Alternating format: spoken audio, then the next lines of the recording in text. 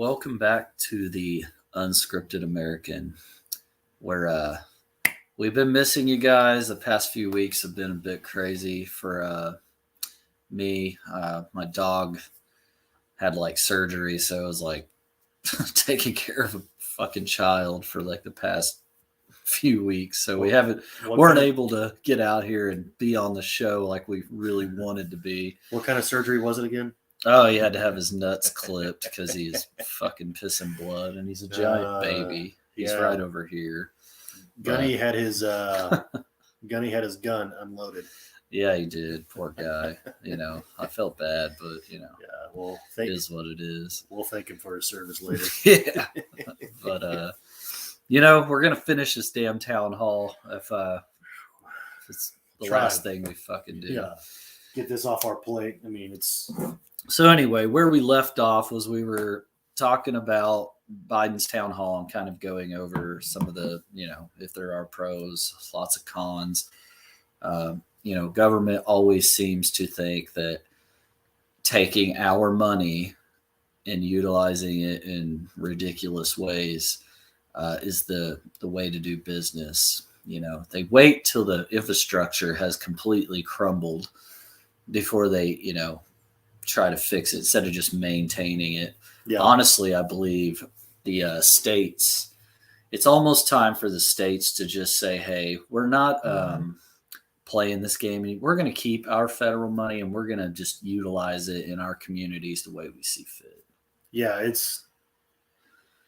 I'm not a fan of government spending, if you haven't figured that out by now. But the one thing that is interesting is, like you mentioned, that they're just not maintaining. At some point in this town hall earlier on, he goes into how he made very little, because he did. I mean, Congress and the House members in the Senate didn't make a ton of money a few decades ago. They were in that $40,000 range. That was a lot of money in 1970. Sure, he was in. Sure, but their salaries kept getting bigger, and they keep growing these departments and bureaucracies that are sucking up more money. What if they just got rid of most of the bureaucracy and saved some money for that infrastructure when it was time to rebuild? I mean, not that I say that we should keep taxing and all that, but a lot of people don't realize the Tea Party movement of a little over 10 years ago was not so much about being anti-tax or anti-government, but instead of adding more taxes, how about use the tax money you have wisely first and then see where you're at. But they don't do that. The government just keeps growing and spending. Well, they got to have some way to launder money, Yeah, that's really what it is. Really, in the end, it's about, they even proved it. Like at some points they had they were showing what they were spending it on, and there was like large amounts that were like, okay, you're not even using the $1 trillion that we've allocated towards this. Mm-hmm. It's like, where is that money going? Yeah. Of course, we'll find out because you got to pass it to know what's in it.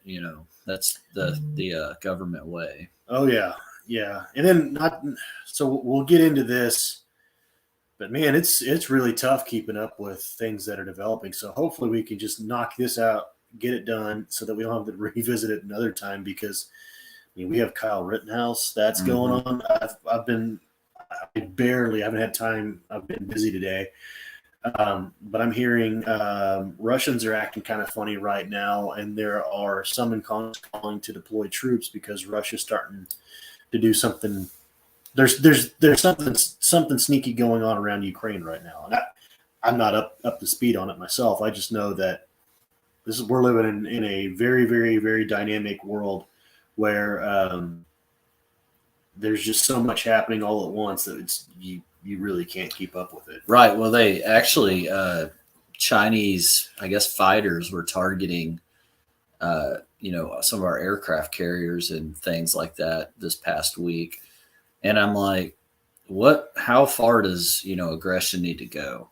I don't know what the strategy is behind that. I mean, because that war with China would be, superpowers in today's world is really not a war that I think we need to be in. But we also got to have like a line, like, look, you're not going to target Yeah, our vessels while they're out at sea. man. And then this was what, a week or week and a half, maybe 2 weeks ago, when they tested the hypersonic missile that went around the Earth. It was off by like 24 miles, something like that. Or maybe they said kilometers. I don't know the metric system though, but it wasn't quite accurate. But this freaking missile went around the Earth and then was, I mean, fairly accurate considering it went all the way around the Earth before it hit its target. But yeah, that's huge. That's a capability that once they actually, well, first of all, if there's a nuclear warhead, it doesn't have to be accurate because there's a pretty big margin of error there. It's like a hand grenade. I don't have to like hit you with it. It's got to get somewhere near you. Yeah. So, but we should probably jump into this. Yeah, let's do it. I'll pull up the stupid notes I had last time and see if I. We'll just kind of play it like we did last time, and then we'll jump in and out of it.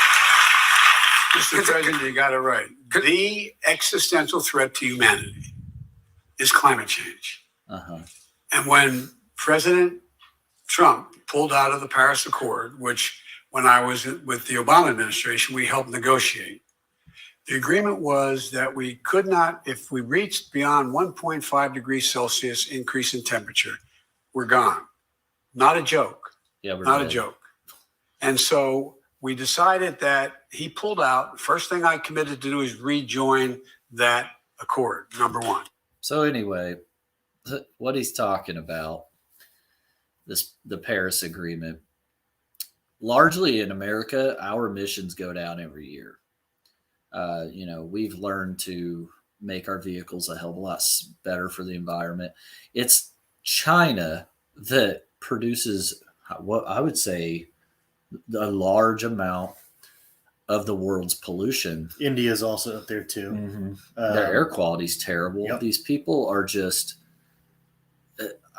they want to punish us, take our money to fund something that China's not even going to abide by. Because in the end, China only cares about making money, natural resources, and keeping the rest of the world kind of dependent upon them.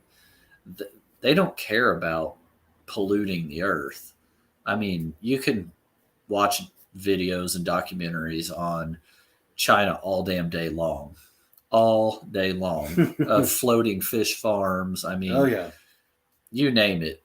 All day long. So the idea that we have to get back in this agreement and we should be punished for being, the world leader on actual carbon emissions, like driving hours down. Yeah. They punish us for the rest of the world's, I don't know, the proper, lack of caring about, climate. Yeah. This is like, you either agree with them or you're anti-environment. And I would submit you can be anti-communist and pro-environment at the same time. And the reality is their solutions are disproportionately affecting us. And what it looks like to me, and what this whole supply chain thing seems to be, leads me to believe at least, that they're intentionally lowering our standard of living to match the rest of the world. And this isn't so much about the environment. At least that's what it appears like. But when you got an administration that is got the Treasury nominee for comptroller is tends to lean towards the communist side, and this is currently being debated right now, and they're vetting this particular person right now. It's hard for me to really. I did see her on the news this morning. Or how you pronounce it? I'd have to she basically said that we should punish and collapse businesses that deal with oil in America. Yep. But on the flip side of that, they're pushing OPEC to have production ramped up in America due to our, gas prices being through the roof. I mean, I've seen that's what they're saying. Yeah. People have sent pictures and things to me in California where they're paying like $5.85 a gallon. I mean, that's wow. I mean, so we're paying damn near $3. I mean, I paid $3.33 the other day. Yeah, so not that Iraq was a great thing that we got ourselves involved in, but most people don't remember the permanent members of the Security Council that were against the Iraq War, China and Russia, and France. Mm-hmm. And then a non-permanent member of the Security Council who has a lot of clout is Germany. And at the time, those countries didn't want to ratify our invasion of Iraq.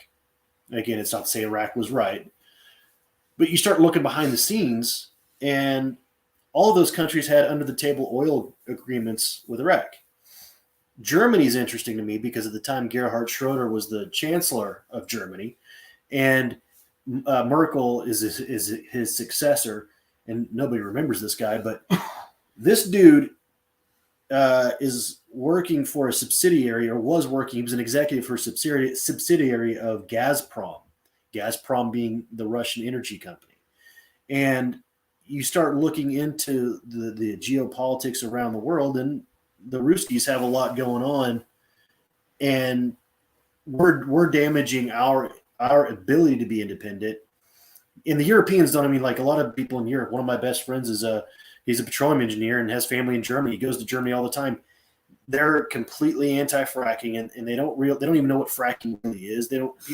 People here don't realize fracking's been around for like 60 years. Oh, it's been around long. And I mean, in Oklahoma, everybody complains, or for a while we were complaining about the earthquakes, which there were a lot of earthquakes for a bit. They don't realize that fracking actually wasn't causing it. It was what we were doing with the wastewater.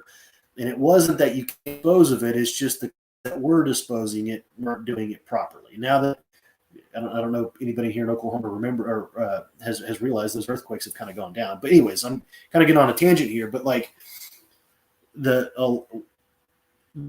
there's a lot of money coming out of Russia to push the anti-fracking movement, because fracking threatens the Russian economy, because Russia needs Gazprom is a huge part of the Russian economy. And the Europeans have kind of been a tool of that. I know when I studied abroad in Ukraine, and I went to study Ukraine and Russia, but Ukraine and Russia specifically, this was in 2009. So in 2007, the Russians cut off their pipeline to Europe. So the Ukrainians went without gas for a winter, and it gets pretty cold there, so that their European partners could get their supply, because Ukraine has to retain a good relationship with Europe because they don't want to be totally under the Russian umbrella, which, like I was saying earlier, the Russians are doing something around Ukraine right now that's a developing story. But all that to say, like, destroying the American energy sector is only helping people who don't like America. And well, it doesn't even make sense, because you haven't even built up the infrastructure for, electric cars. That's the big push. Yep. What they don't understand is electricity oftentimes is run by coal and, the oil industry. Yeah. They also don't understand is our grid is, I feel like we say this all the time, but our grid isn't up to speed enough to be able to support every American plugging in a electric car at their home. Yeah. I mean, you're talking about a huge draw on your energy. Again, I'm are always energy about prices going up this winter? Yeah, they will. I just don't understand why we don't go to hydrogen. I mean, it works like gasoline. It's insane to me. The French are deepening their commitment to nuclear, or as some people say, nuclear. Nuclear. Yeah, nuclear. But yeah, we're anti-nuclear, and not to say we need to go nuke all the way, but we got to start. We got to have a transitional strategy versus let's just end oil, impoverish everyone, and then we're just floundering and trying to figure it out from there, because that's not going to work. We can't. Well, oil's never going to go away. No. Your cars, I mean, plastics. Yeah, everything we have on us has some sort of petroleum product. People are just ignorant to the facts. They just listen to these buzzwords. Petroleum jelly. Yeah. Yeah, I mean, it's literally what it is. All right, let's fire. All right, back up yeah, into this is going to go on for 17 hours. All right. Oh, there's the finger. Number two, what you have to do is you look at there's multiple ways in which we can deal with climate. I'm going off to COP26 in Scotland, and in, I don't know, I guess it's 2 weeks or a week. I forgot, I'm losing track of time. And I'm presenting a commitment to the world that we will, in fact, get to net zero emissions on electric power by 2035 and net zero emissions across the board by 2050 or before. But we have to do so much between now and 2030 to demonstrate what we're going to do. So let me give you a couple examples. Okay, let me just follow up though very quickly on that, because the key climate provision that was in the Build Back Better plan, as you call it, the Clean Electricity Performance Program, that's been dropped now from this spending bill. No, it hasn't. It has not. No, look, Senator Manchin is opposed to that. He's opposed to it. But here's the deal. That is only one of well over $1 trillion worth of expenditures for climate change. It's $150 billion. It's important. And what it says is that if, in fact, the utility doesn't pull back and continue to reduce the amount of carbon that they emit, that what will happen is they will end up paying a penalty. And so there's a penalty incurred. Joe Manchin's argument is, look, we still have coal in my state. You're going to eliminate it eventually. We know it's going away. We know it's going to be gone, but don't rush it so fast that my people don't have anything to do. I think that's not what we should be doing. But the fact of the matter is, we can take that 150 billion, add it to the 320 billion that's in the law now that he's prepared to support for tax incentives to have people act in a way that they're going to be able to do the things that need to be done. For example, if you got windows that are the wind's blowing through, you get an incentive to put new windows in your home. You help get it paid. We're going to significantly reduce the cost of solar panels on your roof. We're going to continually, and for example, there's new battery technologies that are being I went out in Silicon Valley. There's a battery that's about that wide and about that thick. If you have solar power, you put that in your basement and the sun doesn't shine for 7 days, you still have all the power. All the power. That doesn't even make sense. I will say solar is becoming a more viable option. But you have to have the space for it. Mm-hmm. You're not going to put one panel on your damn roof and all of a sudden you're energy efficient. No. They take a large footprint. Yeah. And I'm not against solar at all. I think it's a viable, energy source, but I'm not so ignorant. We've literally had them come out, when they were doing the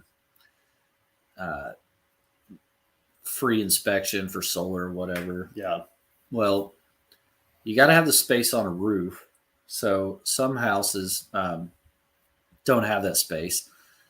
Some neighborhoods, due to neighborhood associations, won't allow those things on homes in those areas. Yeah, historic neighborhoods. And you have to be where the sun is, moving. Mm-hmm. There's a lot of factors to it. I mean, yes, you can. There are some cool battery storage things, but imagine like Great Britain or something where a large part of the year it's just cloudy. In Oklahoma, I mean, when the winter gets cold, mm-hmm. you don't see a lot of sunlight. No. So I mean, I'm not going to say that it's not a good idea. It is, but it's like something that will have to work with something else to be efficient. Yeah, there needs to be a transitional strategy, like I said. I mean, that's really it. I know, was it Tesla tried to get free wireless energy back, 100 years ago, and nobody would fund him because it wasn't going to make any money. So I don't know. This is, to me, it's more for them. It's more about destroying one part of the economy, lowering standards of living mm-hmm. to match closer to the rest of the world. And if if resources were constrained and there was really drastic measures that need to be taken, then just admit it. Don't try to do this backdoor sneaky thing that they're doing. And then the Paris Agreement, like the only resistance people had to the Paris Agreement was that everybody was going to be treated differently. Well, the idea is to throw so much stuff at the wall that it's hard to kind of track what's going on. Yeah. Instead of like, hey, we're going to be trying to move towards, electricity or electric cars or whatever. I think electric cars aren't necessarily a bad idea in your metropolitan areas. Yeah. You could, keep pollution down that way. But as far as like, I don't know. I don't know how that's going to work with like, your supply chain. Oh yeah. I mean, we'll see, but I think it's a big pipe dream. And he's talking about 2035 and 2050. I mean, gosh, you're talking 30 years from now. Yeah. I mean, he won't even be alive when and if that happens. Yeah. So we'll be celebrating if he can make it to the next election. Yeah. I don't think that's this dude's about to in fall his asleep on cards. us. Or you need, but the concession has been agreed to for Senator Manchin. No, nothing's been formally agreed to. The concession has been, the negotiation is, I've been saying to Joe, look, I'll take, if we don't do it in terms of the electric grid piece, what we'll do is give me that $150 billion. I'm going to add it to be able to do other things that allow me to do things that don't directly affect the electric grid in the way that there's a penalty, but allow me to spend the money to set new technologies in place. For example, we can save significant amounts of money and, as a consequence of that, significant amounts of energy if, in fact, we are able to put the high-tension wires underground. It costs a hell of a lot more to do it. It creates real good jobs. It creates a hell of a lot more to do it. But, in fact, it would do a lot to keep things from happening that are dangerous. Half the forest fires out west are those towers coming down, setting fire, et cetera. So there's a lot of things. Joe is open to my convincing him that I can use it to increase environmental progress without it being that particular deal. We're going to take a quick break. When we get back, we got a lot more questions for President Biden. I've heard on the news that all these towers are just falling down because of forest fires. I feel like that's a lie. I'm going to have to get you that. I watch the news every day and read a lot of news, and that's not saying it's going to happen, but So before we get to our next question, I want to just bring up the current labor market shortages. Millions of jobs are unfilled. Businesses are struggling to meet demand.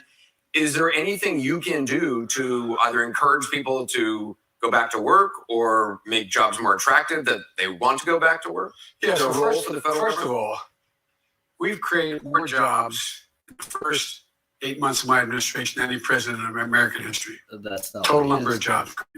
Said, how are we going to get But the problem for the Did he say people more not going jobs back to work is twofold. Under him? Number one, Oh, they're reluctant to go back to work because they're afraid of COVID. Many of them. So they don't want to go back and they don't want to be exposed to either the customers because they're not required to wear masks, they're not so required. Democrats want to shut the economy. Or they don't want to go back because they're not sure if people waiting in the table or the people coming to the food market. So a lot of it has to do with COVID. Number one. Number two, that's why we were able to go from first got elected. Yeah. You pull up these statistics. So there's some statistics that they're always talking about. We created all these jobs and unemployment's way down from, what was it, 8 or 9% or whatever. Yeah. And then it got down to 5 or 4. Yeah. It was like 3 point something under Trump. Yep. And I'm not a Trump lover by any stretch of the imagination, but it's growth. 10 to 4. What was it? Let's just say 3.8 or whatever. It was in the threes. I'm going to see if I can find That's not what you call growth. That's called getting back to normal. Mm-hmm. Growth would be unemployment's at 2.8. It has to be below the number that it was at. It's just mind-boggling that people are like, we create, and he may be creating record amount of jobs, but you're not creating record amount of people going and getting these damn jobs. Well, too, and this is an important point. Joe Biden, Donald Trump, whoever, they don't create jobs. All they do is enact policies that help foster an environment for job creation, or not. But they're not actually creating anything. They're either getting in the way or getting out of the way of job creation. Why do you have those statistics pulled up? No, I'm just reading an interesting, or I'm just trying to find something. Oh my God. Millions of jobs were lost during Donald Trump's presidency. Yeah, because of COVID. Yeah, COVID. I mean, jackwagons. That's how they spin narratives. It's like, obviously, when everybody's at freaking home due to, and there was, legit concern when it first happened. Everybody's like, oh shit, we're about to have some contagion thing happen, and there's gonna be bodies piled up out in the streets. Well, that didn't happen, but of course that's going to inflate those numbers. Yeah, look at this. I'm just reading the headline here. Trump to leave office with the worst jobs record since Herbert Hoover. Again, it's an inflated number. It's not like, okay, that's not true. I mean, it's not wrong, but it's definitely not true. Yeah, it's like, yeah, that did happen, but that's because you're not telling the whole story. Yeah, because of a pandemic and because of economic, state and local economic policies where the local and state governments were telling people they can't go to work. What that's not just the normal economic conditions here. Let's get back to Mr. Awesome. First was elected, only 2 million people had COVID shots in the United States of America, the vaccine. Now we got 190 million. Because I went out and bought everything I could do and buy in sight, and it worked. But here's the deal. The second thing that's happened, Anderson, is that people are now using this as an opportunity to say, wait a minute, do I want to go back to that $7 an hour job? I won't name the particular restaurant chain, but they found out when they couldn't hire anybody, when they found out they started to pay $20 an hour, everybody wanted to go back to work. Not a joke. So what you see is wages are actually up for those who are working, because for the first time in a long time, employees are able to bargain. You're the boss. You want me to work for you? What are you going to pay me? How are you going to do it? I'm not being facetious.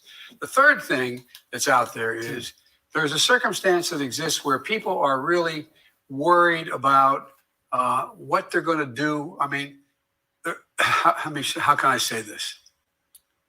How many people do you know, and maybe some in this audience, who because of what you've been through, a loss of a husband, wife, brother, mother, father, son, whatever, or you've had something that's really impacted you with COVID, that you really find yourself just down? I mean, just down. And so there's a lot of people who are just down. They're not sure how to get back in the game. It's because they're not sure whether they want to get back in the game. Infiltrated. Think of this. If you're graduating from Morgan State, okay? Well, guess what? You didn't have those great dances the last 4 years you had before you went out. No, I'm not joking. Graduating from high school. You don't have your prom. You don't have your graduation. You don't have all the things that matter to people that go into things they look forward to. So a lot of it has to do with us getting back on our feet and getting back on our feet in terms of our attitudes about what the future looks like for us. What do you say to someone who's down? Because there's a lot of people watching tonight who are. Well, there are. I'll tell you what. I'm down right now. There's plenty of help. Through this, but. Look, being down, having some problem in terms of needing some advice. If you have a broken spirit, it's no different than a broken arm. You shouldn't be ashamed of it. You should seek the help. There's a lot of people who can help.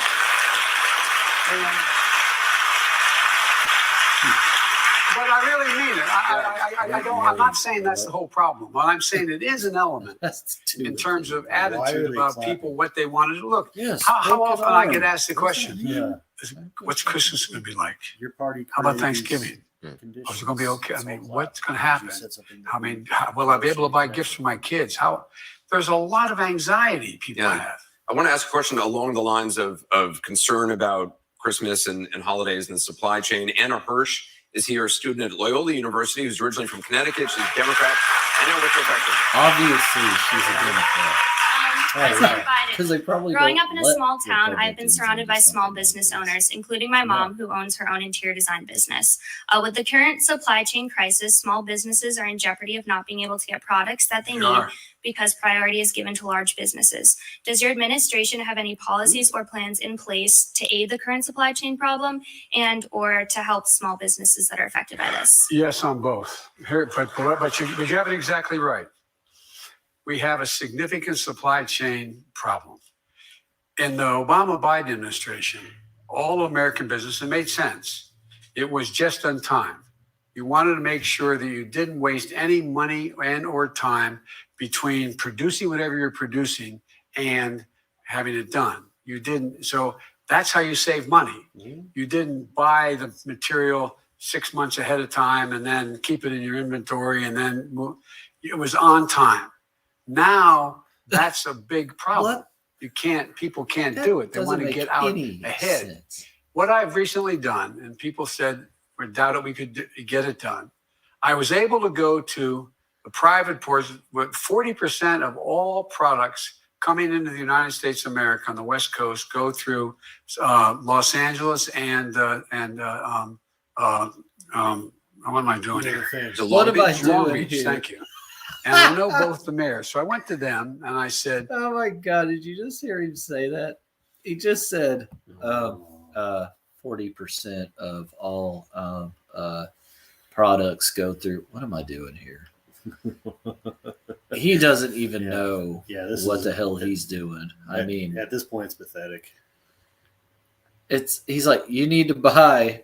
So are you telling them to be preppers? Like, you need to buy more so you can have it on your shelf when we do these things, so you can actually have a business that's worth, having a business. Oh my God. What am I doing? I mean, it's like, what the fuck are you talking about? Yeah.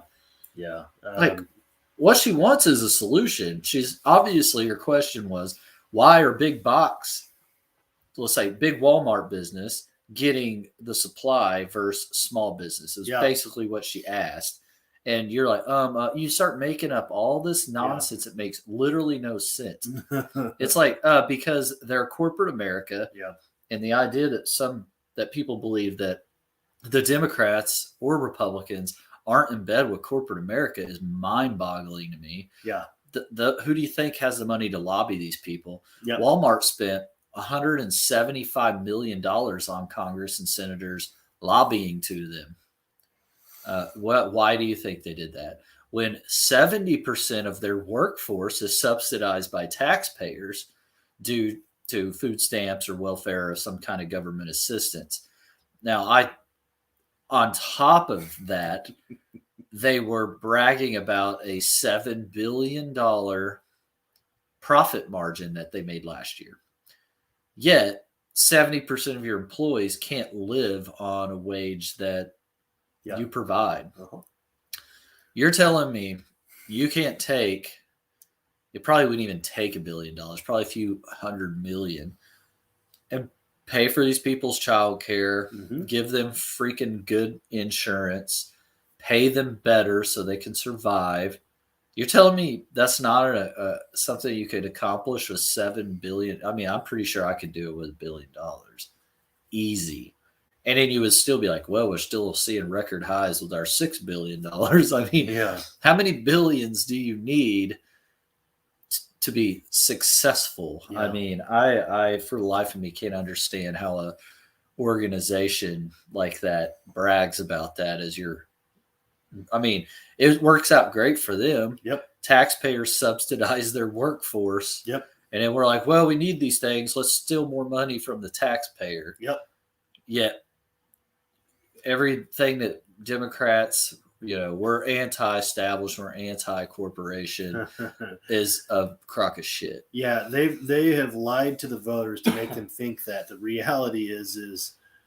Now, again, I'm anti-communist, and I think the fascists learned a lot from the communists.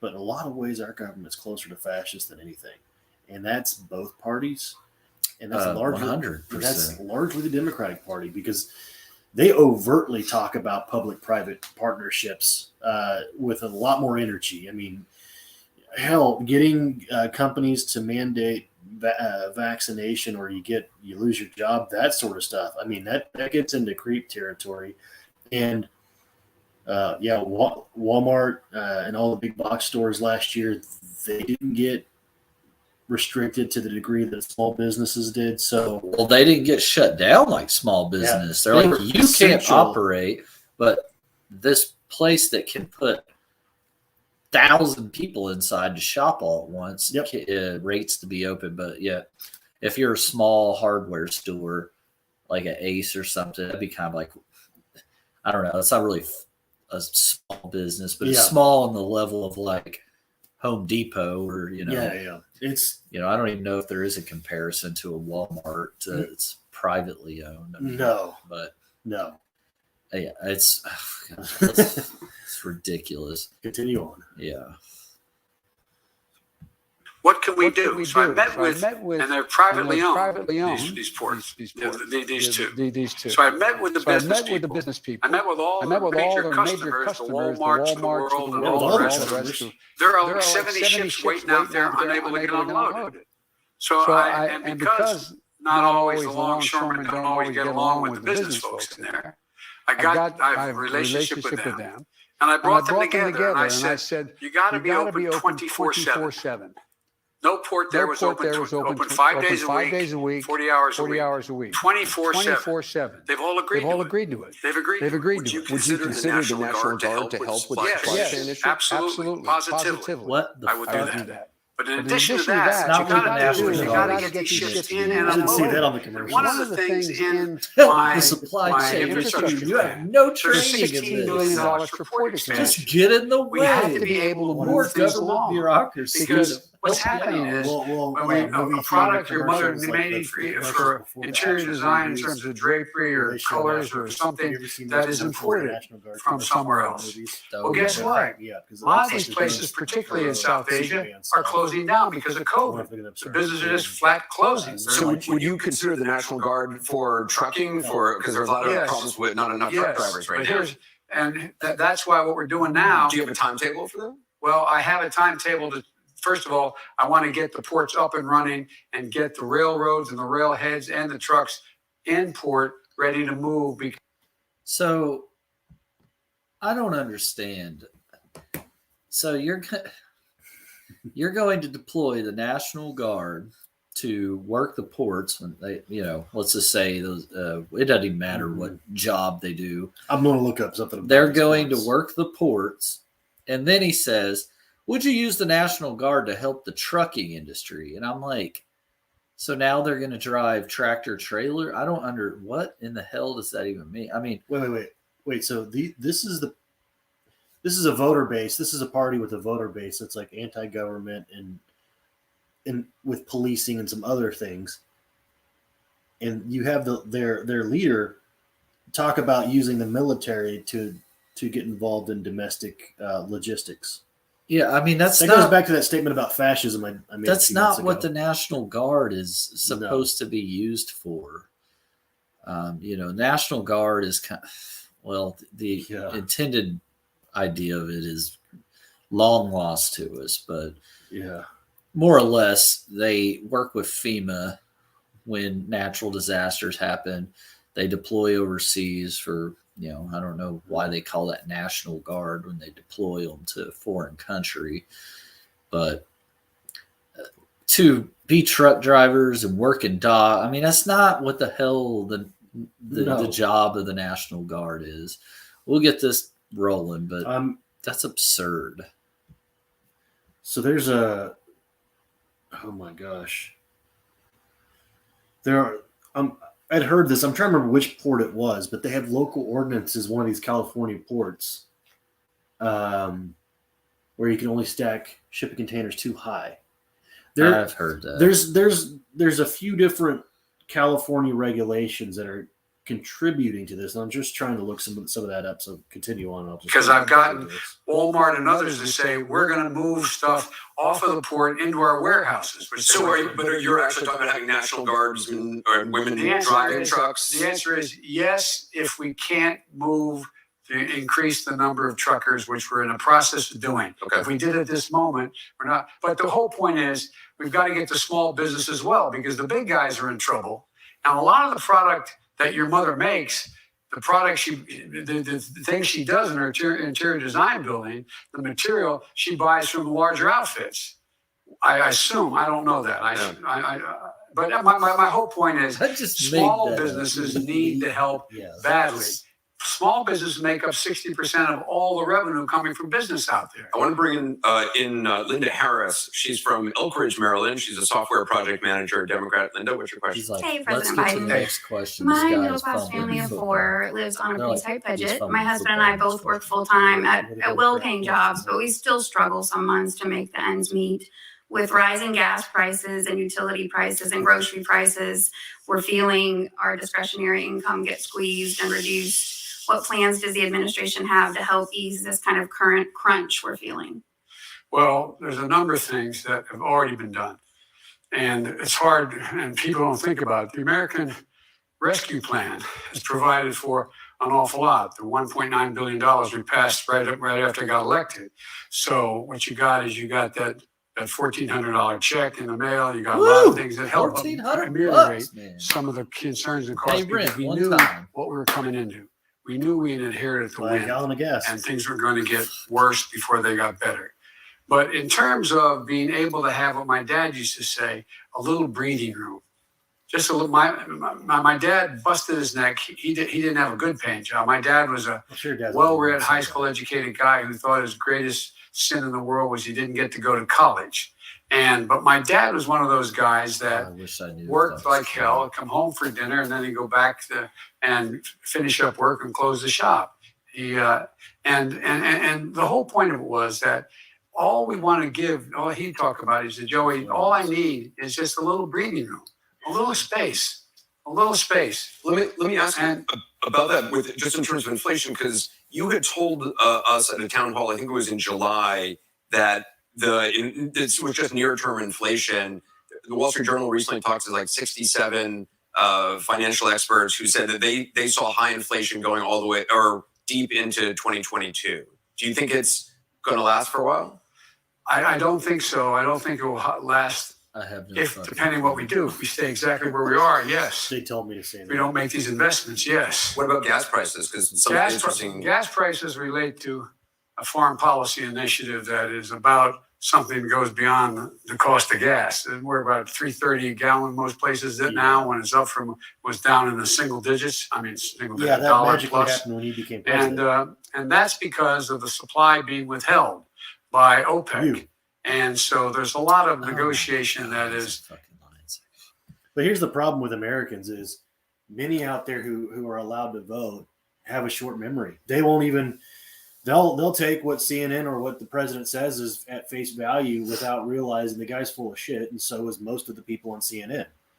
And I mean, it's corporate news. So going back to our statement about corporatism, it's corporate news. Well, it's funny because oil and gas right now is up in the 80s, which is they're making money. I mean, I worked in oil and gas for a long time. I did as well. And they make money when they're still making money when they are, barrels are like $30. Mm-hmm. It's not making a shit ton of money, but they're still in the green. I don't understand. It's like we were drilling. I mean, we probably have this massive, stockpile of oil, which I don't know why we don't tap into our own reserves. But they're so they hate oil. What they do is they hate American oil. Mm-hmm. OPEC oftentimes causes a lot of these crises with oil. OPEC is a cartel, by the way. It's not just some it's a Saudi Arab cartel on oil. Yeah. And for whatever reason, Democrats really love this, but they depend upon OPEC to supply America with oil. And that was what was on the news today. It was they're like, we're going to pressure OPEC to, basically flood the market with, gasoline to, drive prices down. It's like back in the 70s they pulled this shit. Yep.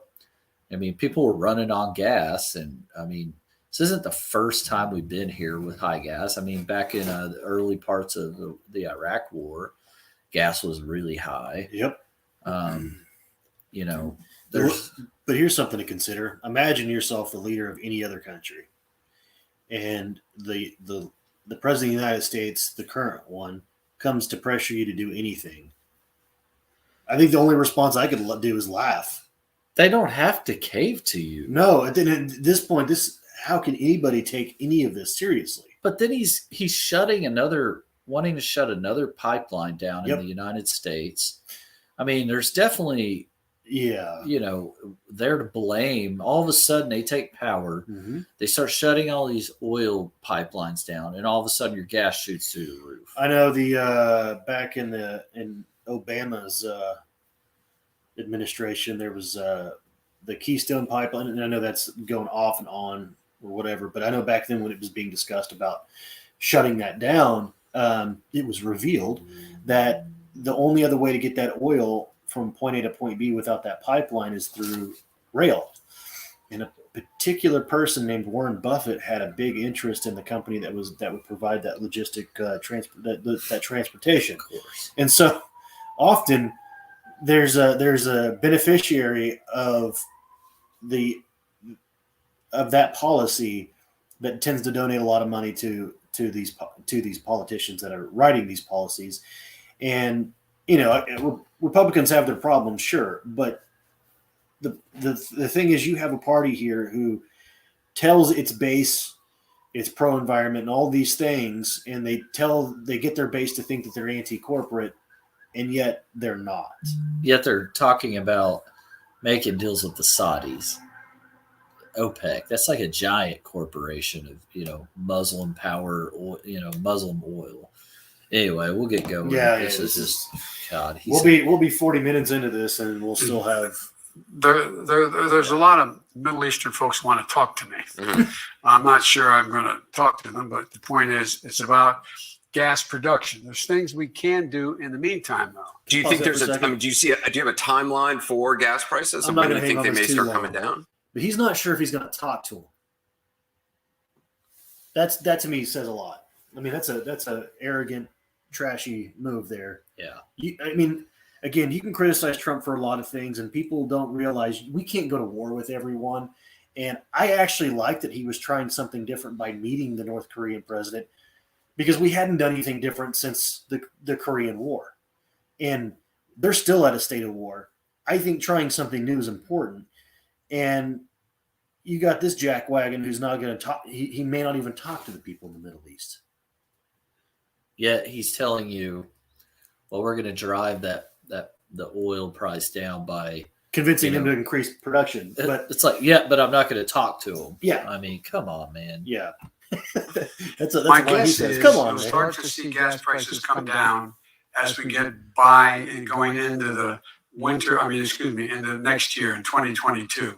I don't see anything that's going to happen in the meantime that's going to significantly reduce gas prices.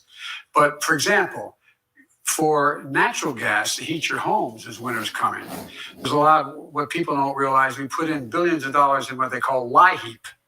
LIHEAP is the provision whereby you're able to get funding from the federal government based upon your need to heat your home, and it's subsidized in a significant way. And there's billions of dollars we have passed in the legislation I got passed in March of this year, because we anticipated that would be a problem as well. But the answer ultimately is, meaning the next 3 or 4 years, is investing in renewable energy. What I was able to do. Energy usage. Why is that some type of electric heat? He was saying it was He said natural gas, but I've never heard that. Yeah, before. it's a program that you can get sign up for to. What was? How does it fund? Like, how does it pipe into the house through natural gas? Let me LIHEAP here. Let's see here. I'm trying to find out how low income home energy assistance program. It's not. All it is a program to subsidize your bill. So rather than getting the price of natural gas lower, which is pretty damn low. Yeah, but instead of just looking at and so one, don't let energy prices go up too much. Two, don't destroy the dollar. And then you don't need this low income home energy assistance program or LIHEAP. Well, it's going to drive the price up. Yeah, but what he is saying is the solution is to sign up for a program so that the government can pay you versus. Which means the taxpayer. Yeah. The government doesn't have money. No. That's the thing that people often forget. Yeah. They don't have any money. Such. Yeah. No, by the way, I'm not being, I'm being literal when I say this. What I was able to do when I ran, and you remember, Anderson, because I was on your show a couple times, and the issue was whether or not I could ever get the labor union to support my environmental programs. And I went out and I went to the IABW as well to the auto workers, and I laid out my plan. They fully embraced it. Why? Because now, and I spent time at General Motors and other companies, and I got General Motors. I didn't get them. General Motors decided after a long time spent talking to me, they were suing California because they had a higher standard, mileage standard. Right. They dropped the suit and agreed that they would be 50% electric vehicles by 2030. By 2030, and now you have all three major manufacturers saying the same thing. So what will happen is you're going to see a dramatic drop in what's going to happen in terms of gas prices as we go into the next 2 or 3 years, even if we're not able to break the monopoly price. They're keeping it up because anyway. So but I must tell you, I don't have a near-term answer. There's two things I could do.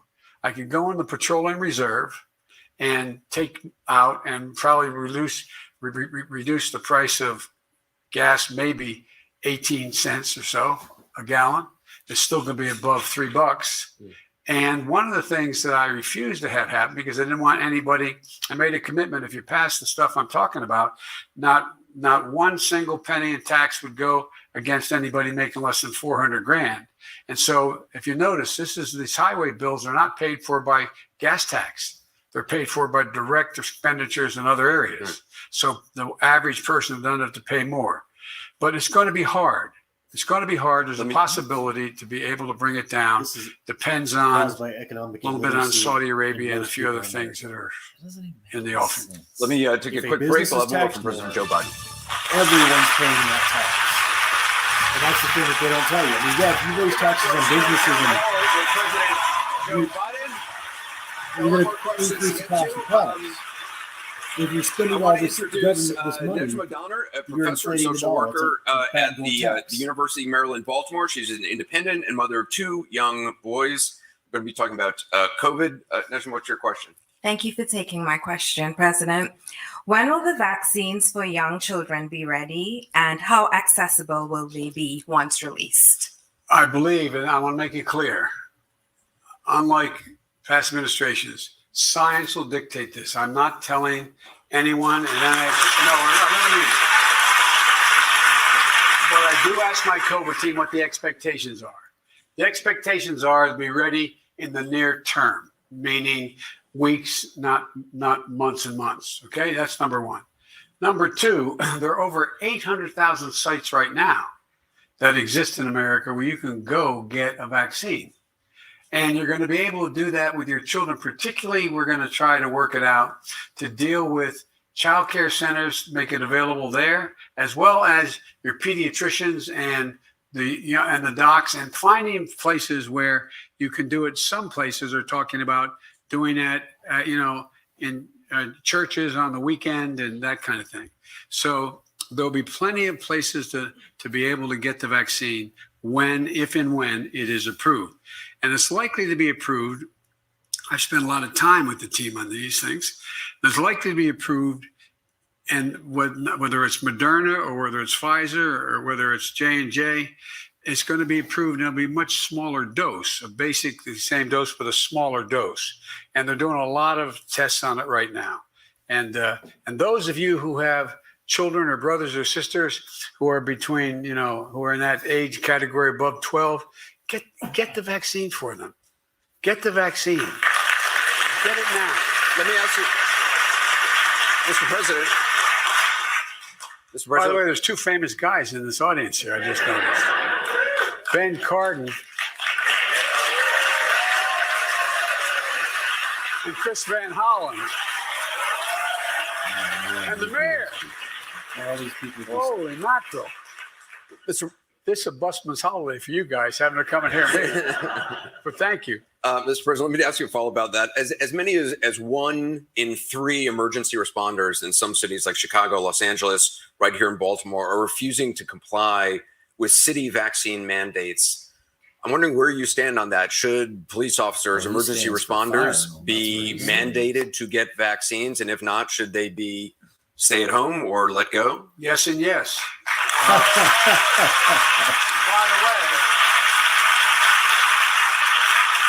By the way, I waited until July to talk about mandating because I tried everything else possible. The mandates are working. All the stuff about people leaving and people like you have everyone for United Airlines, Spirit, all these airlines. We're not going to get Southwest Airlines. 97% of the people have gotten the vaccine. All the talk about it, all these folks who are going to leave the military if they're mandated. Not true. You got about a 90-some% vaccination rate. I mean, so the idea is that, look, the two things that concern me. One are those who just try to make this a political issue. Freedom. I have the freedom to kill you with my COVID. No, I mean, come on. Freedom. Come on. Freedom. Number one. Why Number two, the second one is that, the gross misinformation that's out there. Like what they're saying about my buddy Colin Powell, and he was my friend. He passed away. Colin Powell was vaccinated and he still died. Well, he knew he had serious underlying conditions, and it would be difficult. He clearly would have been gone earlier had he not gotten the vaccine, had he not gotten the shots. But my generic point is there's so much misinformation. You know what I find fascinating? I turn on Fox to find out how popular I am. But how are you doing there? I'm doing very well. I think I'm at 3% favorable, but all kidding aside, one of the things I find, do you realize they mandate vaccinations? At Fox headquarters. Yeah. I find that mildly fascinating. Mildly fascinating. I want to bring in.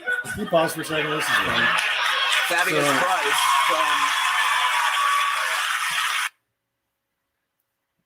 What would that number be as a percent?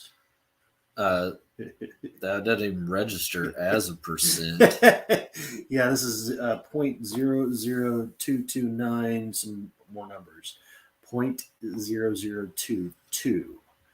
That's what happens when you take 755,201 against that. That's deaths of COVID against the 329 million total population of the United States. So we're going to throw people out of work for not agreeing with compulsory vaccination for a relatively new disease that kills 0.0022. Now, obviously, those are real deaths. And I know people that have had family die, and it's not cool. But you're talking about creating. Well, hell, in Austria right now, they're talking about actually creating a separate lockdown for the unvaccinated. We're not too far off from here. Based on the way they think about people who haven't gotten a vaccine, there are a lot of people out there that want unvaccinated to be treated like second-class citizens over a disease that's killed 750-something thousand out of a 329 million person population. With a degree of predictability when you look at like the overall health of the person and their age. I thought I read today something about they found oh God, what was it that I read? Something that people with COVID that had oh God, what was it? Something real common had a better chance of fighting it or whatever. Mhm. I wish I could remember what it was. I just seen it today. I found it pretty interesting. I wish I could remember what it was. If you think about it, just jump on your phone and look her up, because I mean, it's not to say that you shouldn't get vaccinated, but we also shouldn't be. This is Thaddeus Price from Randallstown, Maryland. He's a program coordinator at Morgan State University. And Good evening, Mr. President. You received overwhelming support from the Black community. And rightfully so, rightfully so. But now many of us are disheartened as we watch a Congress fail to support police reform. Black is what he said. We watch our voting rights vanish before our very eyes. I don't know one Mr. place President, where my question is, what will can't you vote do over the American next based 3 on- years to Yeah. rectify That's not how these it is. atrocities, This is a secure love fest. our This is democracy, a and clown ensure show that for $5? freedoms and liberties that all Americans should be entitled to? So let's go over some of these things that they're talking about. Some of them are saying due to, well, they were basically saying, the ID card thing. Basically saying, they're not, people aren't smart enough to get an ID card. And I would be totally fine with, like, hey, just give everybody an ID card and don't make them pay for it. That way, it's not that damn hard to get one. No. All you got to do is go to any tag agency. Literally, when I worked at Social Security, homeless people could figure out how to get an ID card. Mm-hmm. And these are people that don't have a home at all.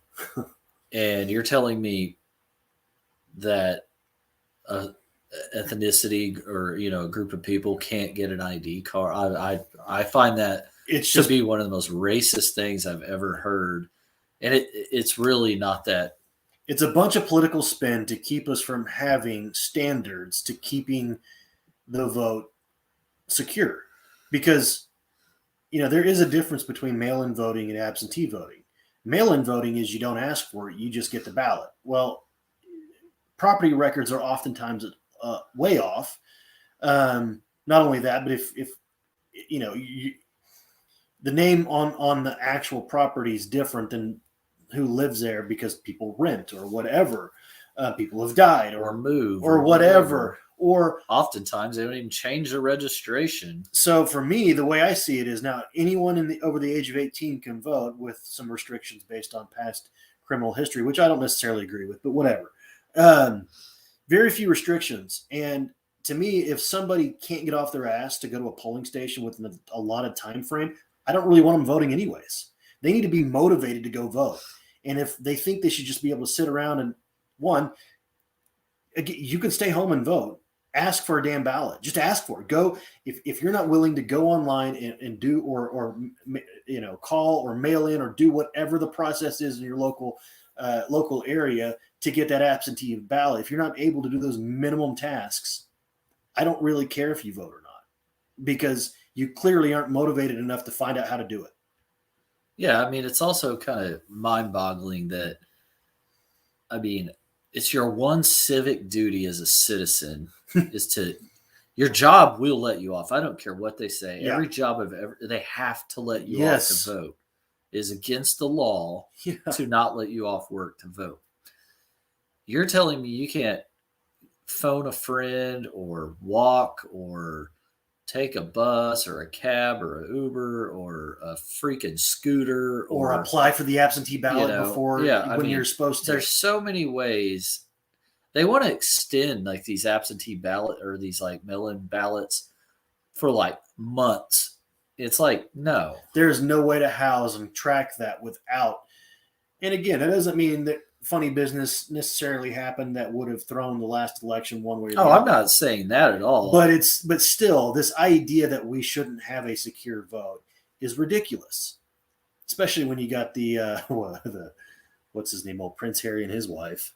trying to get all involved in politics. Well, it's just crazy to me. I mean, like, I've always just drove to the polling center, waited in line, Yeah, and voted. yeah, I get there are some times where these machines break or whatever, and that is bullshit. But they should have a secondary. If that thing doesn't work, like here's a paper ballot. yeah. And to not have an ID card to vote is the dumbest shit ever. Like I could literally be like, "Hey, I'm Trevor Wolf." Yeah. And what are you gonna do? Say I'm not? Every major party, and we're going to use the Democratic Party here because they're the ones that resist this stuff. Every major Democratic Party function requires an ID. This is another thing that people need to realize, and anybody here that might vote as a Democrat, I mean, you're welcome to listen and all that good stuff. But consider this: it's a party that, when it comes down to the president, they talk about democracy and all these wonderful ideas, and they touch you in the heart. They never seem to be, and they want to also get rid of the Electoral College, but they never seem to justify why superdelegates are okay. And the Democratic Party uses superdelegates to where if you're a special person, your vote counts more in the primaries than a normal citizen does. And that's how Joe Biden wins, is because all the elites and all the well-connected, powerful people in the Democratic Party chose their guy, and he's a giant turd. But because and I don't like Bernie Sanders, but Bernie Sanders got railroaded because of superdelegates Twice. Yes, and it's voting. It's just insane. Show your damn ID. Get one on time. First of all, you stated the proposition accurately, in my view. I did get overwhelming support from the African American community. Only folks in Maryland understand Delaware is the 8th largest black population in America as a percent of population. It's been the source of my support. The only folks that help me more than black men are black women. And I tell you what my greatest regret is. My greatest regret is I had these 3 major pieces of legislation that are going to change the circumstances for working class folks and African Americans as well, that I've been busting my neck trying to pass. But what it's done is prevented me from getting deeply up to my ears, which I'm going to do once this is done, in dealing with police brutality, dealing with the whole notion of what are we going to do about voting rights. It's the greatest assault on voting rights in the history of the United States, for real, since the Civil War. Yes, and for example, when I was chairman of the Judiciary Committee, I thought I had done something really important, and I was able to get passed and extended the Voting Rights Act for 25 years and get everyone on that committee, including the Senator from South Carolina and others, to vote for it. I thought we had moved. The point I'm making is this: we're in a terrible place right now.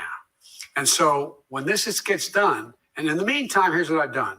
I have the authority to deal with federal law enforcement. So federal law enforcement, we've issued mandates, no chokeholds, number one. It's like, make sure that we're going to be able to have no knock warrants, in a position where we're going to be able to see to it that we are able to go look at, and we're doing it in 4 cities right now, patterns of abuse and patterns of misconduct of police departments, making sure that we have access to police records in terms of what's happening. So there's a lot I've been able to do by executive order, in essence. Let me ask on voting rights, if it is as important to you as you say, I think there's a lot of Democrats who look at the filibuster and would like to see it changed, even if it's just on this one case. We are not a democracy, jackass. There's a reason for that. Can you explain a filibuster so everybody knows what it is? If they don't have a certain threshold of votes, the vote can be held up by just delay tactics, it's in the Senate. So I don't remember where the threshold is. They keep changing this. I'm gonna go ahead and go to my trusty phone here, because this has been a hot button issue. Yeah, they've been attacking this for a while. Yeah, and it's talking a bill to death or talking out a bill. That's some of the ways they look at it. It's obstruction. let's see, Iran. Ooh, Iran. No, I want to look at. Oh, there we go. De los Estados Unidos. Yeah, Senate permits a senator or senators to speak for as long as they wish on any topic they choose, unless 3/5. Yeah, it's still the threshold 3/5. So, yeah, basically you need 3/5 of the Senate to keep that from happening, keeping other senators from delaying and installing a bill. But people want to go to a simple majority, and that's dangerous. One way I've heard democracy described is, this is very graphic, I guess you mean, but you can look at democracies in times of where it's real contentious. Democracy is gang rape. 59 or 51% can take out 49%, and if you're looking at 49%, that's almost half. And a snapshot, 49, it might be 49%, but if another 2-3% get more facts, they may switch over to that side. But in democracy, and again, what they're trying to push is simple democracy. That's why they want to get rid of the electoral college and things like that. It's not wise, because then you have no minority rights, and minorities aren't just ethnic minorities. It's minorities in any policy, any thought. I mean, look at this town hall. They're all clapping. Every single one that stood up is, I think there may have been an independent that was on the last portion we viewed, but they've all been Democrats. What they're looking for is one party rule. And a real town hall, you'd have hard questions coming both ways. Not just softballs. But trashing the filibuster, that what they want to be able to do is ram down anything they want without any debate. And I mean, we'd have a bigger spending bill that he'd be talking about. By the way, I think they make a very good point. Here's the deal. If in fact I get myself into, at this moment, the debate on the filibuster, I lose at least three votes right now to get what I have to get done on the economic side of the equation, the foreign policy side of the equation. So what I have said, you're shaking your head no, but let me tell you something, Jack, it's the truth. Number one. Number two, what I have proposed in the meantime is, it used to be the filibuster, the way it worked, and we have 10 times as many, more than that, times the filibuster has been used since 1978. It used to be you had to stand on the floor and exhaust everything you had, and when you gave up the floor and someone else sought the floor, they had to talk until they finished. You're only allowed to do it a second time. After that, it's over. You vote. Someone moved for the vote. I propose we bring that back now, immediately. But I also think we're going to have to move to the point where we fundamentally alter the filibuster. The idea that, for example, my Republican friends say that we're going to default on the national debt because they're going to filibuster that, and we need 10 Republicans to support us, is the most bizarre thing ever heard. I think you're going to see, if that gets pulled again, I think you're going to see an awful lot of Democrats being ready to say, not me, I'm not doing that again. We're going to end the filibuster.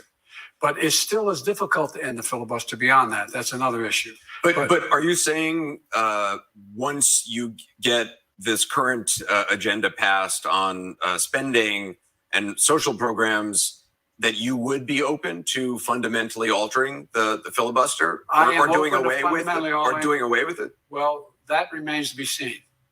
Exactly what that means in terms of fundamentally altering, whether or not we just end the filibuster straight up. There's certain things that are just sacred rights. One's a sacred obligation that we never going to renege on a debt. We're the only nation in the world. We have never, ever reneged on a single debt. But when it comes to voting rights, is equally as consequential. When it comes to voting rights, just so I'm clear, though, you would entertain the notion of doing away with the filibuster on that one issue. Is that correct? And maybe more. and maybe other issues. He's so confused. He's like, He's got to damn it, quit asking me all these hard questions. Okay, let's. they're clapping. Just a short time ago, Like, the what are full we House clapping voted for? to I don't hold know. He's to got a hold D former next to Trump his name. ally Steve Bannon, current Trump ally as well, in criminal contempt of Congress. A week ago, you said the Department of Justice should prosecute those who defied subpoenas from the January 6th committee. Was that appropriate for you to weigh in on? No, the way I said it was not appropriate. I said, they asked me, do I think that they should be prosecuted for denying for not showing up at the committee? And I said yes. Now when I made a commitment, one of the things I committed to do when I ran was reestablish the reputation and integrity of the Justice Department. It has become it was corrupted under the last administration. I should have chosen my words more wisely. I did not, have not, and will not pick up the phone, call the Attorney General, and tell him what he should or should not do in terms of who to prosecute. They oftentimes do whatever. And I think that anyone who does not respond to that kind of the FBI basically question from they just a rated legitimate committee in the House of Representatives of the United States should be held accountable. So that's as much as I can say without coming looking like I'm telling. I have yet to talk to the Attorney General about anything. The Attorney General is saying that they would make a decision on their own. And they will. Guarantee. You've decided not to exert executive privilege the former president in the House's investigation of January 6th. Why? Again, I'm leaving that to them to tell me what I did. It's not a blanket. I will not release the information. It's I'm asking them to take a look at what is legitimate, what would be legitimately fall in a position that future president's authority would be compromised by that. And what is, I don't think there's much legitimacy in the claim. So that's being looked at right now. We're going to take another quick break. We'll have more questions about it. Hurry up and take a break. Give him a break so How much time do you I want to bring in Megan Crawford from Towson, Maryland. She's a law student at the University of Baltimore and a Republican. Oh, she's a Republican. Throughout your campaign, you've criticized former President Trump for his treatment of illegal immigrants and the southern border. Given that it's nearly been a year into your campaign, why haven't you been to the southern border of our country? And why did your stance on allowing immigrants suddenly revert to Trump-era policies? Well, they're legitimate questions. Number one, the Remain in Mexico policy, which I oppose, the court said I had to maintain it. So we're repealing it. That's one of the reasons why we haven't changed it. We have made a gigantic change. There were over 5,000 children in the custody of the Border Patrol. They're now 504. We are making more progress than you think. And we have a circumstance where one of the things that is going to bear fruit, I believe, is I put together a program. I was a senator and the vice president helping initiate it now, where we provide for funding to change the circumstances on the ground in the countries in Central America. For example, you're in a circumstance where, people don't just sit around their hand-hewn table and say, I got a great idea. Let's sell everything we have, give it to a coyote, let them take us across the border, drop us in the desert, place they don't want us. Won't that be fun? People do it because they're desperate. They're desperate.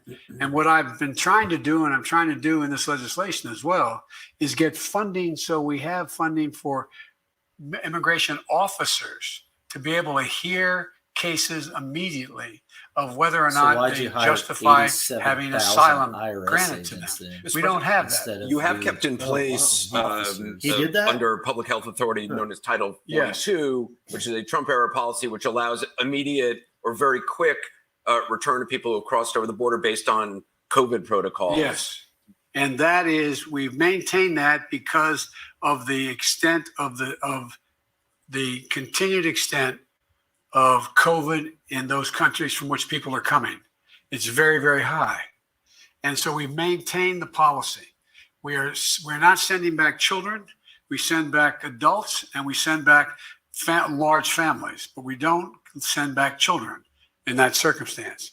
And so that's why I have a proposal to provide for over 1 billion doses of COVID vaccine And to right now they're the talking rest of the about world, giving including a these significant separated portion families to Latin and Central America. $450,000. Do you have plans to visit the What's the southern border? maximum insurance? I've been policy there on the- before, and I haven't. This is I mean, I veterans know days, it good well. topic. I guess I Maximum should go insurance down, policy but by the SGLI.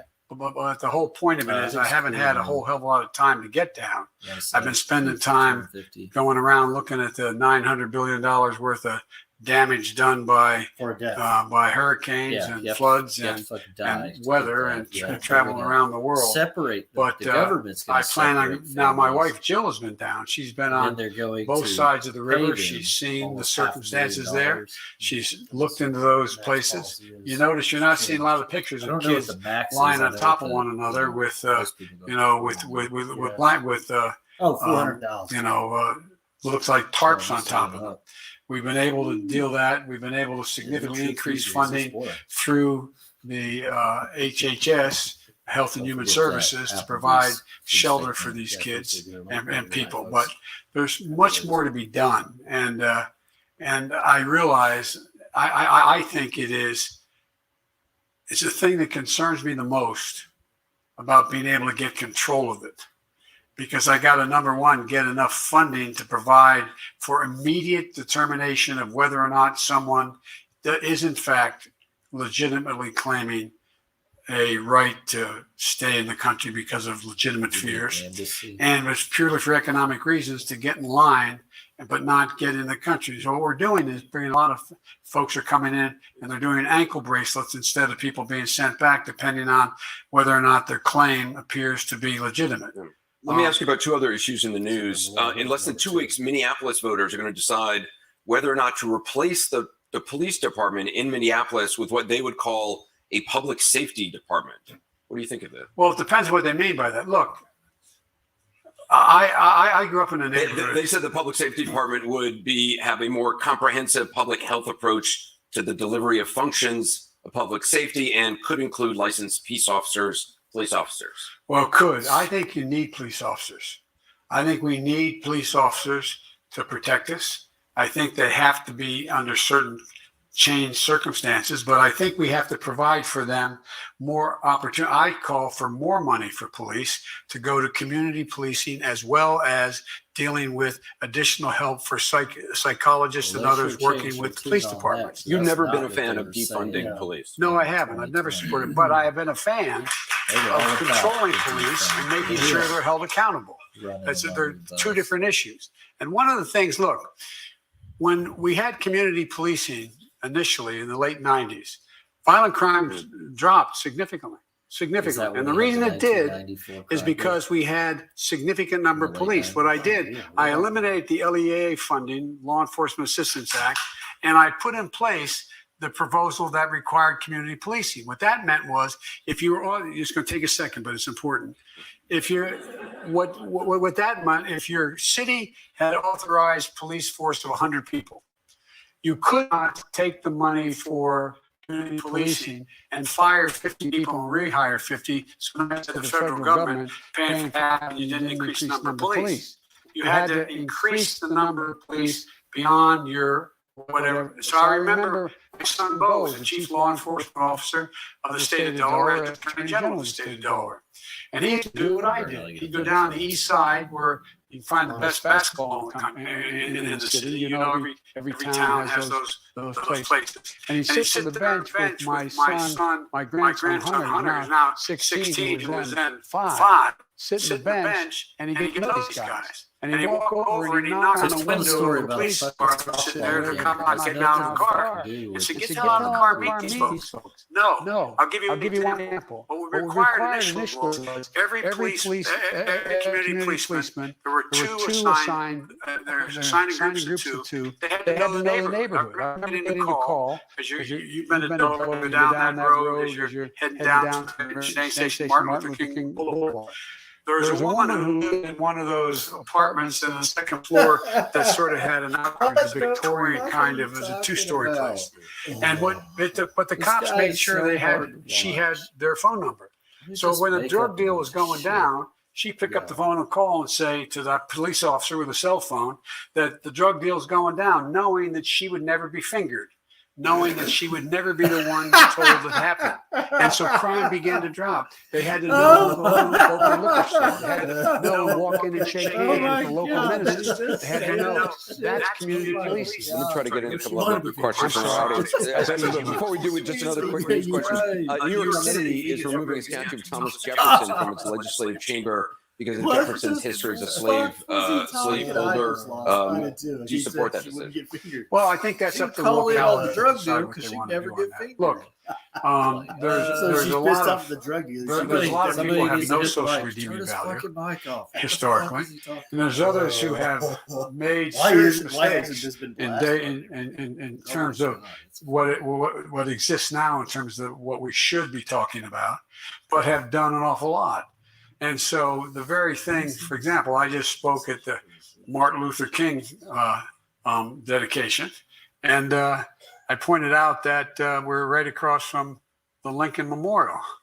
Well, and you talked about and then the Jefferson Memorial. Is he still spinning and what were we doing? I talked about how they said we're unique in all the world as a nation. We're the only nation founded on idea.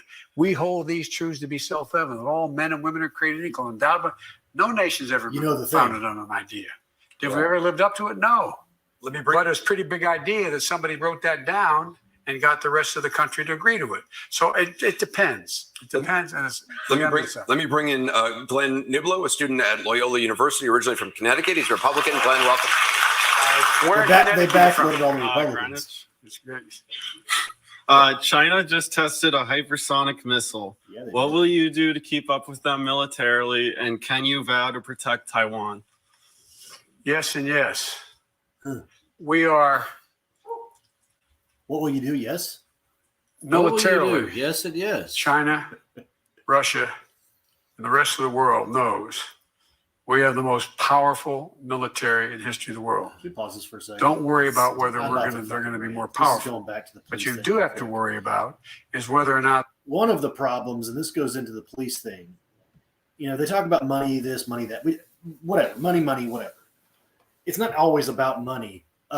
Sometimes it's about having a set of figuratively speaking, a set of testicles and not being wimps. And a lot of police departments, probably most of them, don't have regular fitness standards. Oh yeah. They don't have to learn hand-to-hand combat. They don't have the tools that would give them the capability to defend themselves without drawing a gun. And then he's talking about and then there's also politically correct policies that mean you have to hire certain people and keep them employed versus giving them the boot when you find out they suck. And he's talking about the most powerful military in the world. Well, we've slowly been gutting our military through, the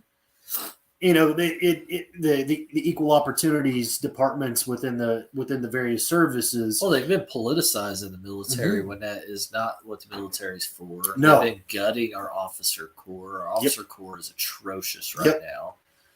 There's really no true leadership in the military anymore. And this spills over into the whole Afghanistan debacle. When you're staffing your upper level officer corps full of people who are seeking approval of politicians to the degree that they're not going to tell politicians what's actually going on, then you have this 20-year war that we honestly militarily won pretty quickly and could have continued that trend with a very small footprint had there just been a level of honesty and strong leadership. Our military is in disarray right now.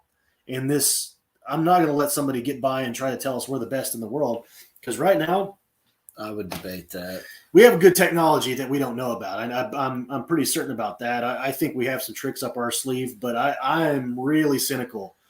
Winning was never in the cards for the military during those wars. It was to make money for all of your contractor buddies. Yep.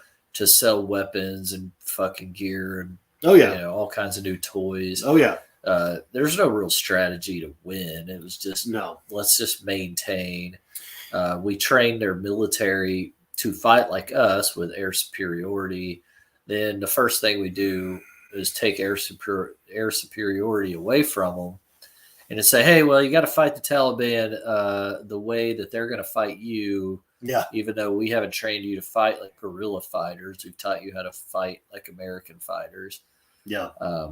Yeah, it's a debacle. What happened in Afghanistan, and he's talking up our military. I'd rather somebody just be honest about it. I mean, and he isn't even right with the COVID thing. I mean, a lot of special operations guys are leaving the military. Yep. Whole units. The more you push, the less they're going to consider what you have to say, even if what you have to say is right. I mean, and they dropped a freaking rocket or drone strike a freaking family. It had nothing to do with. And then bragged about killing a terrorist. Oh, it was ridiculous. All right, so happy Veterans Day. Yeah. We're almost there. If they're going to engage in activities, we'll put them in a position where they may make a serious mistake.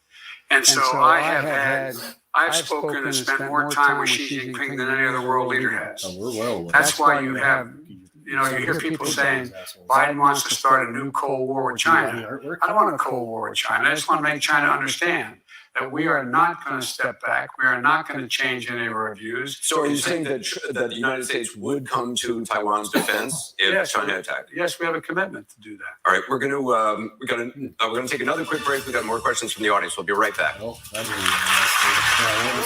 We are live with President Joe Biden here in the city of Baltimore. Just in the few minutes we have left, the country lost, and I know you lost somebody who you consider a close friend, General Colin Powell. We'll see. What's something about him that people didn't know? He had enormous integrity. They knew that. But he's one of the few serious players I've dealt with over these years. When he made a mistake, he acknowledges it. He said, I was wrong about That's rare these days. No, it's rare. It's been rare. It's rare in human nature. For someone in a powerful position to say they are wrong. They are wrong. I made a mistake. That's a hard thing to do. And I've had to do it about a half a dozen times lately. But all kidding aside. And the second thing about him is he had a lot of serious, he had real compassion. Well, I'll tell you afterwards, but because we only have a few minutes, he and I went out to the Secret Service racetrack. He had a brand new Corvette, his family bought it, his kids bought him, and I have a 67, 327, 350, and we raced. And the only reason I'm serious, it was on Jay Leno. Check it out, Jay Leno live. He's a hell of a guy. Who won? Well, I won only because he was worried I was going to crash into him. Because I don't have posse traction, so I was burning rubber the whole way out there, and I could see him going, whoa.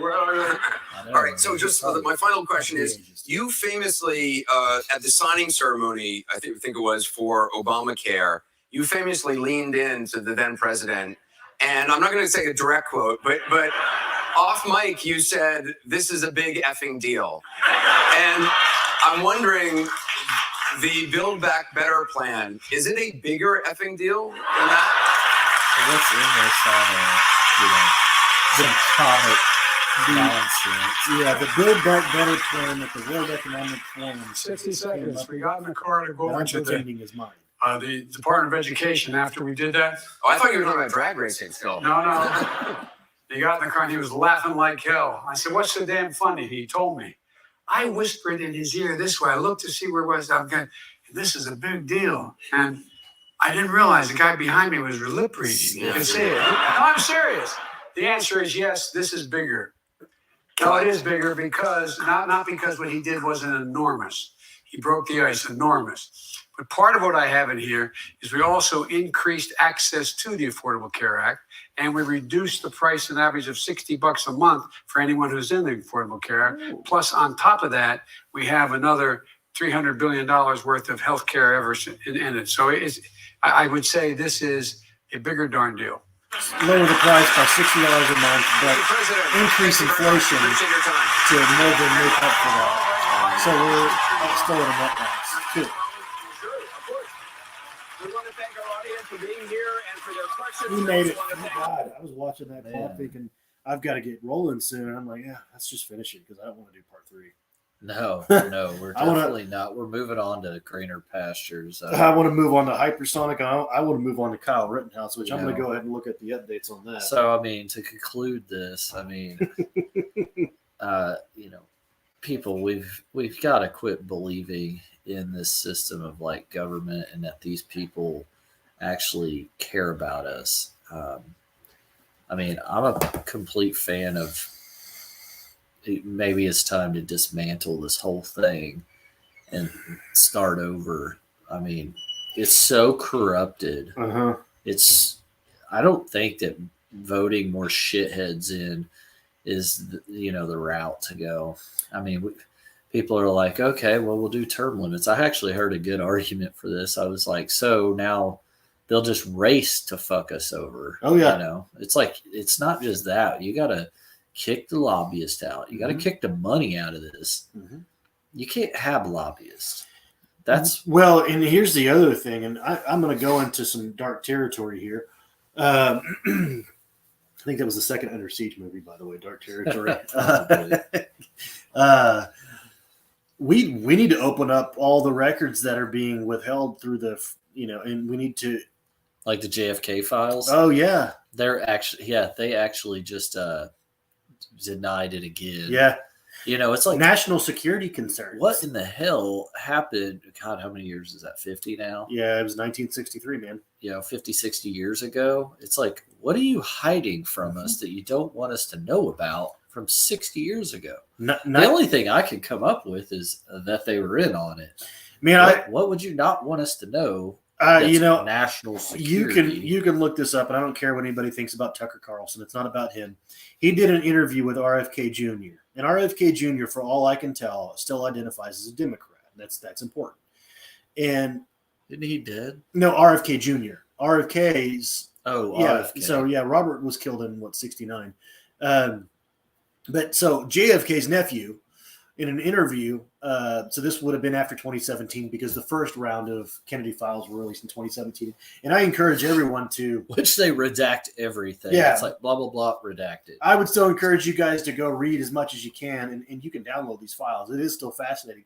But RFK Jr., after the first round of files released, straight up says in an interview, after reviewing the files, I'm still not sure that the CIA wasn't in on it.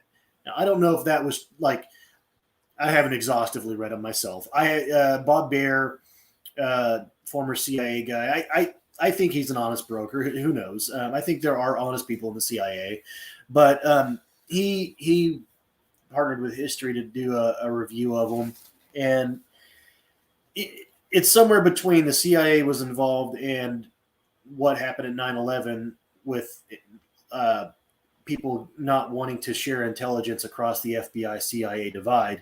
And one of the things that came out was that Oswald was hanging out with KGB assassins, and he was being followed, but not followed closely enough, or intelligence was, I don't know. It was a giant mess, but regardless, we should know whether it was our government, another government, or if it was all Oswald.